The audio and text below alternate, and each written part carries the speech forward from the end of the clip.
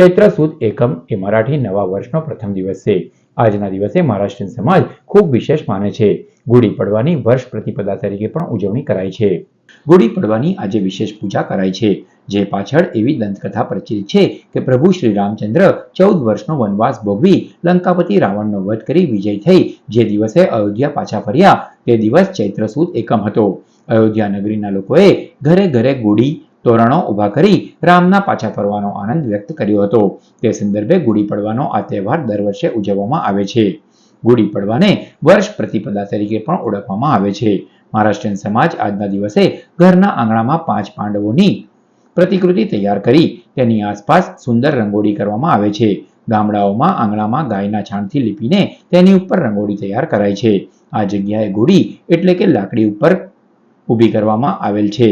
ગુડી સાથે લોટો અને કપડાની પૂજા પણ કરાય છે। આ સાથે જ નવા વર્ષના પંચાંગને પણ આવકારવામાં આવે છે। આ દિવસની શરૂઆત કડવા લીમડાના પાન ખાવાથી કરવાની પણ પ્રથા છે। गुड़ी पाड़वा एक विजय पताका के रूप में भी मनाते हैं।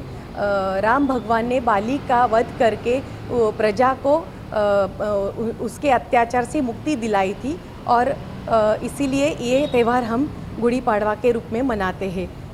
गुड़ी उभार कर उसको कड़वे पत्ते का लिमड़ा लगा के और रेशमी कपड़ा से सजा कर हम उसकी पूजा करते हैं।